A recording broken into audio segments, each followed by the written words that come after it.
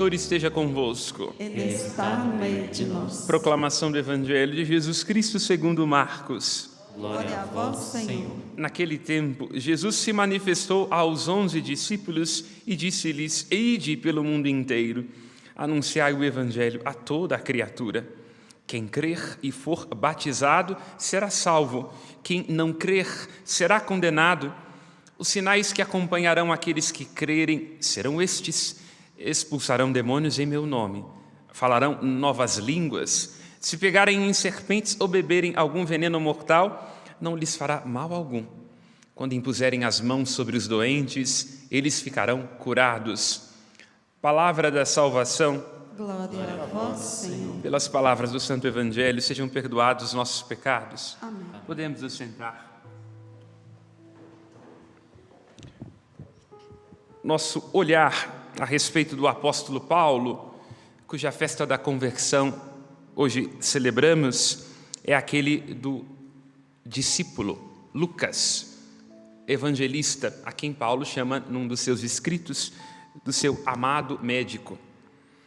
Os Atos dos Apóstolos, tanto quanto o Evangelho de Lucas, compõem uma única obra, cujo objetivo é dar a conhecer o Cristo em sua ação salvadora e os desafios da primeira hora daqueles que, na história, são o prolongamento da encarnação desse Cristo, qual seja os seus discípulos, a sua igreja.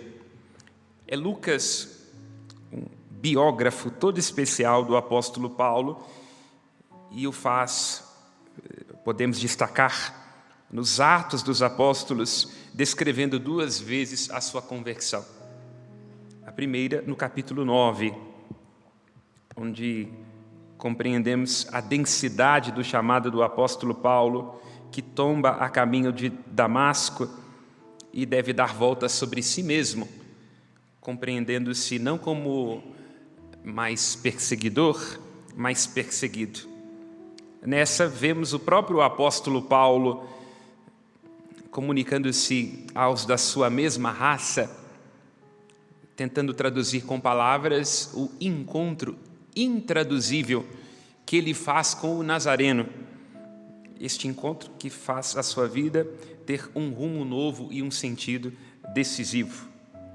Encontro que faz o apóstolo entender que o Cristo atravessa, sim, as instituições judaicas, atravessa, sim, a lógica até então compreendida do Antigo Testamento, não como um subversivo, mas como alguém que, mostrando pouco respeito aos tabus e aqueles elementos transitórios das escrituras veterotestamentárias, traz o novo e consagra o antigo, dando-lhe pleno cumprimento.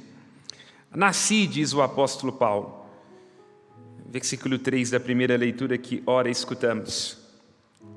Eu sou judeu, nascido em Tarso, na Cilícia, criado nesta cidade, ou seja, Jerusalém, como discípulo de Gamaliel, instruído no rigor da lei de nossos antepassados, tornando-me zeloso da causa de Deus. É preciso recolher os elementos desta biografia do apóstolo Paulo. Em primeiro, judeu, isto é, devedor deste itinerário de fé do povo que se reporta a Abraão e a matriarca Sara, que atravessa o deserto, que caminha instruído pelos profetas e que espera a vinda do Messias Salvador. Os judeus são o povo da promessa, aqueles a quem Deus se dirige, os destinatários privilegiados da sua revelação, porque Deus se comunica de um modo especial aos judeus, pelos quais nos vem a salvação. O Cristo, como cantamos, foi judeu plenamente, um Messias que cumpre todas as exigências da lei. Judeu, da escola de Gamaliel. Gamaliel, um grande sábio, conhecedor das leis do tempo do apóstolo Paulo, que pertence a uma escola que é uma linha interpretativa do judaísmo chamada de Hillel, que é uma hermenêutica da lei muito presente no tempo do apóstolo Paulo e também de Cristo. Não podemos entender Jesus no seu midrash, quer dizer, na maneira com a qual ele vai nos evangelhos virando os textos sagrados e interpretando-os, senão a partir da escola do rabino Hillel. Há dele uma frase muito atual, não é? Se eu não for por mim, quem o será? Se eu for só por mim, que serei eu? E se não for agora, quando? Se eu não for por mim, quem o será? Se eu for só por mim, que serei eu? E se não agora, quando? Portanto, Paulo está dizendo que ele foi instruído, formado, nutrido naquilo que havia de mais fino na sabedoria judaica do seu tempo. Porque Hillel é avô de Gamaliel, que instruiu o apóstolo Paulo. Por isso ele deixa claro que ele é instruído no rigor da lei dos antepassados. Aqui quero destacar algo. Não obstante, muito influenciado por o Evangelho de Lucas e, por que não dizer mais ainda, o Evangelho de João, a gente tende a ter uma visão negativa do farisaísmo. Mas no sentido estrito, o farisaísmo não era uma coisa ruim. Uma interpretação burocrática, jurídica e rígida da lei, sim. Mas o farisaísmo não é? O farisaísmo, esta escola de Hillel, diz respeito a uma preocupação muito grande de manter-se fiel às tradições, ao legado dos antepassados, conservando a lei como uma flor de trigo genuína, mesmo diante das mudanças, das alterações e das instabilidades. Portanto, ser fariseu não era uma coisa ruim, porque o fariseu procura dar uma interpretação fiel, radical da lei, de modo que ela permaneça e seja conservada mesmo diante das mudanças, mesmo diante dos deslocamentos, das descaracterizações, não é? Próprias de um tempo de incertezas, de infidelidades, não é? Então Paulo está dizendo isso, ele foi instruído nesta compreensão de que o zelo pela lei agrada a Deus.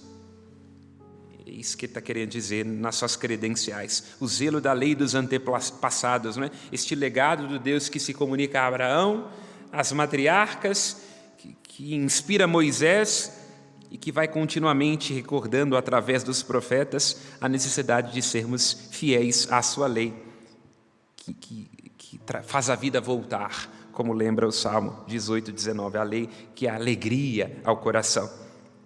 E por fim, Paulo diz que nasceu na cidade de Tarso, que era uma cidade cosmopolita. Nós sempre temos cidades que são referência de conhecimento, de comércio, de encontro de culturas, não é? Então, depois de Roma, nós poderíamos destacar uma das cidades sobremaneira destacadas, não é, do mundo antigo, era a cidade de Tarso. Portanto, uma cidade mercantil, uma cidade de grande efervescência intelectual, não é? À semelhança de Roma, de Atenas. E Paulo diz no versículo 4 que ele antes era perseguidor dos que seguiam o caminho. Não é aqui um detalhe despretensioso, porque este é o primeiro nome que os cristãos recebem, seguidores do caminho. Antes de sermos chamados em Antioquia de cristãos, éramos compreendidos como aqueles que seguem o caminho, quer dizer, como aqueles que se dispõem, inspirados pelo encontro com Jesus Cristo, a trilhar este caminho de salvação. No versículos 7 e 8, diz o apóstolo Paulo: tomado de zelo, com credenciais para trazer de Damasco os seguidores e adeptos do caminho, eu caí, tombei. O que é de fato muito singular, não? Porque os movimentos mais belos da vida, as transformações mais genuínas, a novidade que nos faz deixarmos de tropeçar em nós mesmos, sempre tem a ver com a queda, com a frustração, com o atravessamento, né? Momento onde a gente se encontra diante de um limite para o qual nossas formulações, nossas pressuposições, nossos preconceitos não é capaz de dar respostas que nos farão atravessar o Rubicão. Todos nós, e pobres seremos nós, se em algum momento da vida não estivemos diante dessa travessia do Rubicão, como César e a sua legião, de modo a ter que renunciar a determinadas bagagens e deixar para trás o que até aqui nos trouxe e abrir-nos para novos horizontes. É o que Paulo está dizendo. Eu, no caminho de Damasco, tinha uma compreensão sobre o Messias, sobre o judaísmo, sobre o que era a lei, e tive que abrir mão de tudo isso, despojar. Nós temos uma imagem muito clara desse momento na vida do apóstolo Paulo, que é trazida por Caravaggio, quando ele mostra o apóstolo Paulo caído, não é? Com as mãos levantadas, assim, naquela dramaticidade própria da arte barroca. O texto não fala que o apóstolo Paulo caiu do cavalo, ele diz que ele caiu, que ele tombou, mas Caravaggio ajuda a entender isso, né? Um homem cheio de si, um homem muito cioso da própria interpretação a respeito da vida e que deve tombar. Evidentemente, ele sempre teve os dois nomes, Saulo, Saul, que quer dizer o desejado, o preferido, né? E também, ao mesmo tempo, Paulo, que é o seu nome romano, que quer dizer pequeno. Mas depois desse movimento de humildade, de rebaixamento, se enfatiza muito mais este segundo nome, quer dizer, ele deixa de ser o desejado, aquele que foi escolhido, e passa a ser o pequeno, não é?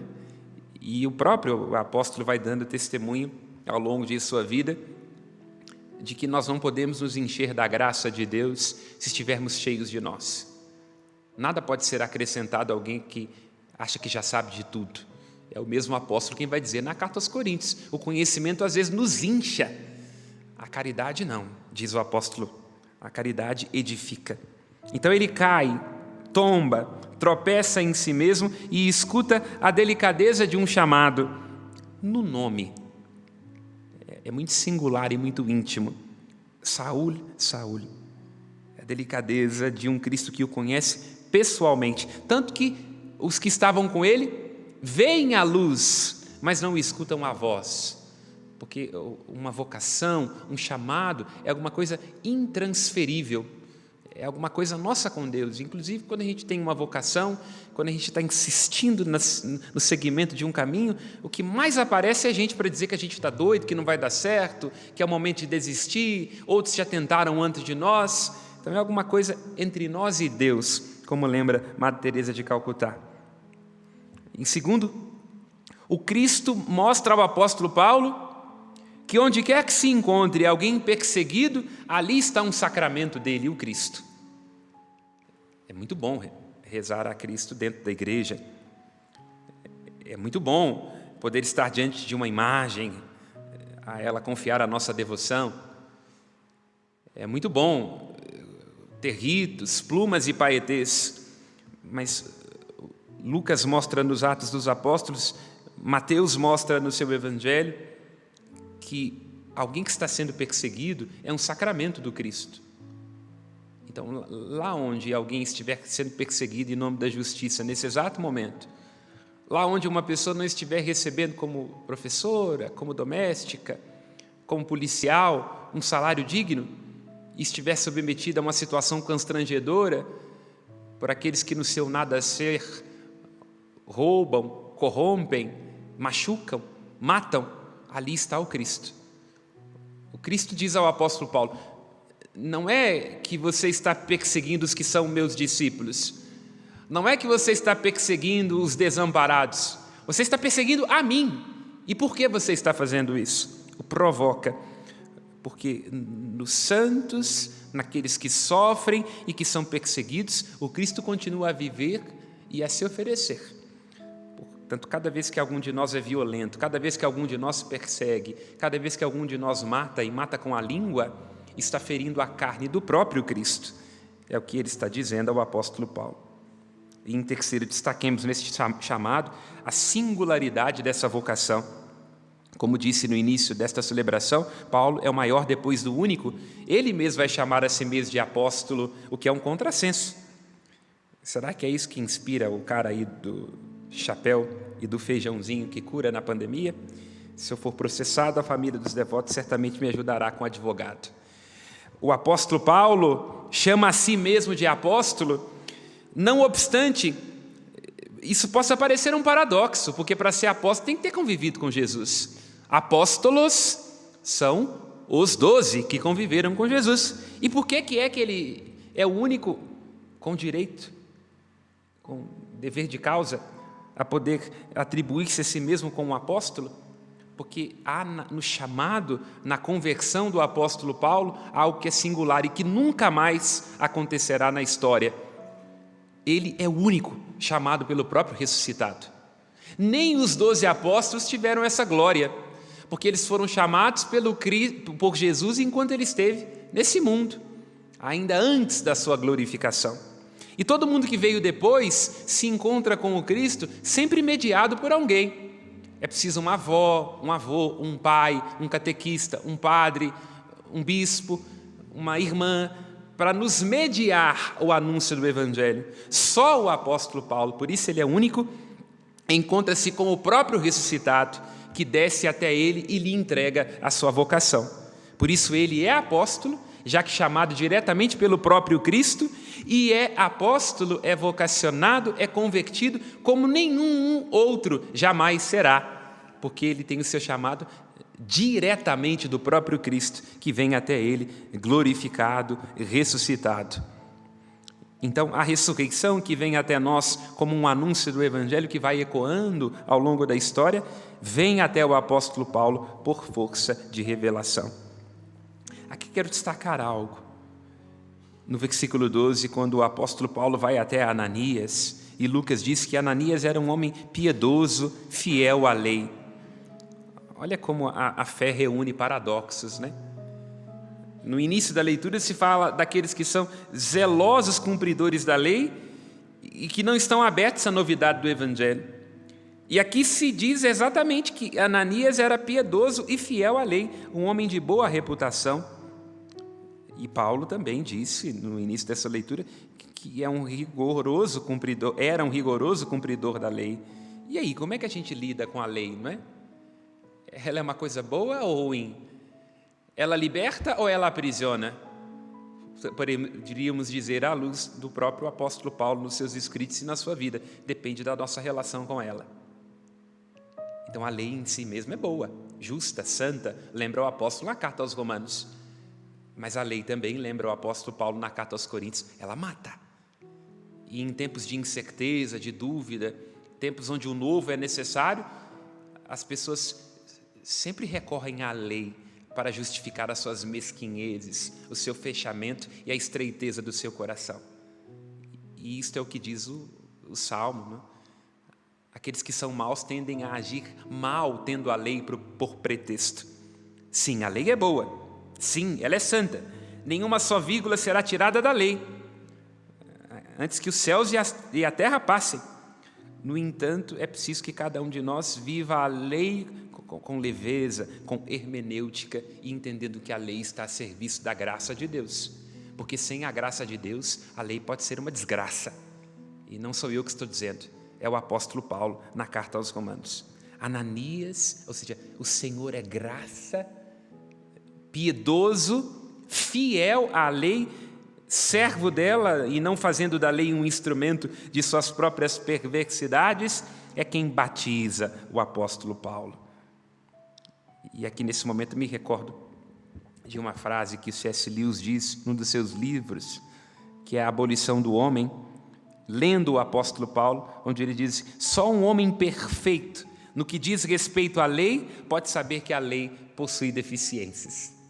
Então, se nós imaginamos que a gente faz tudo direitinho, todos os ritos, que nós temos uma família santa, de que já somos credores do céu, A gente pode se assustar porque a nossa filha ou a nossa neta vai aparecer grávida. A gente pode se assustar porque alguém vai descobrir que a gente tem outra esposa. A gente pode se assustar quando alguém descobrir que a gente não presta o imposto de renda assim, exatamente como deveria. Então, qualquer pessoa que queira viver com fidelidade à lei, olhando para si mesmo, perceberá que não pode se identificar com a lei, porque ninguém é assim bom o tempo todo quando ninguém está vendo, e porque todos nós temos alguma coisa que a gente promete que não vai morder e que não vai fazer, e quando assusta, está fazendo de novo. Quem se conhece bem não se levará tão a sério. E a grande consciência libertadora do ser cristão é perceber que não somos nós que somos justos, é o Cristo quem nos justifica. É por isso que Ananias diz ao apóstolo Paulo: você que se julgava assim muito justinho, agora vai perceber que a lei na sua carne tem deficiências. E Paulo vai dizer: não faça o bem que quero, faça o mal que não quero. E Ananias diz que a missão que o Deus Todo-Poderoso dos antepassados está confiando ao apóstolo Paulo é de conhecer, ver e ouvir.